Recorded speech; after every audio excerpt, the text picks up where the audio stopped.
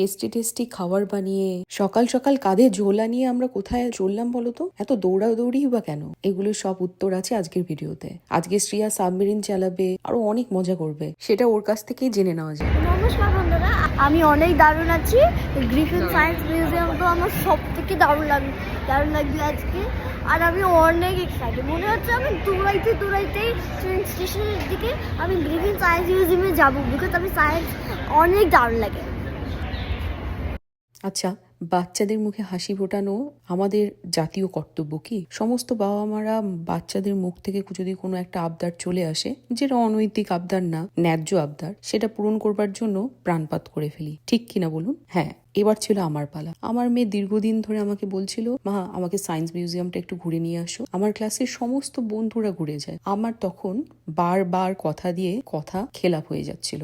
আমি একদিন সকালবেলা ওকে বললাম যে হ্যাঁ দেখ, তোর স্প্রিং হলিডে শুরু হয়ে গেছে, তুই ভালো করে ঠিক মতো সমস্ত কথা শুনে চললে তোকে এই উইকেন্ডে আমি ঘুরতে নিয়ে যাবো। আমি ভাবিনি যখন আমি ঘুরতে যাব তখন আমার সাথে আমাদের এখানে এক পরিচিত দিদি, যে আমার খুবই কাছে, তাকে সাথে পাবো। সেই দিদিও বলছিল আমারও যাওয়া হয়নি, চল আমরা একসাথে ঘুরে আসি। তো আমি ভাবলাম সকালে উঠে যে সবাই মিলে সারাদিন ঘুরবো, মজাও হবে, তো একটু পিকনিকের মতো করা যাক। চটজলদি তাই সকালে উঠে সমস্ত কিছু কেটে বেছে মাংস, পনিরের তরকারি দিয়ে সকালের ব্রেকফাস্ট, আর মাংস আর রুটি প্যাক করে নিলাম লাঞ্চের জন্য।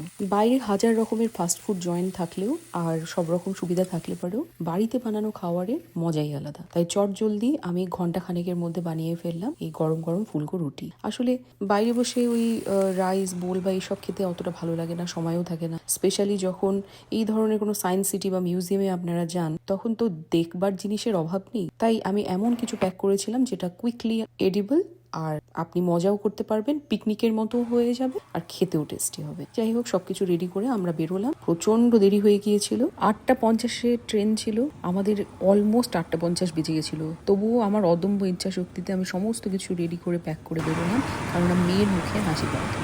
রেডি হয়ে গেছে। ওর আজকে খুব ভীষণ একটা ভালো দিন। অনেক দিন ধরেও আমাকে বলেছে, মা তুমি আমাকে ঘুরতে নিয়ে চলো। কোথায় যাচ্ছি আমরা বলে দাও?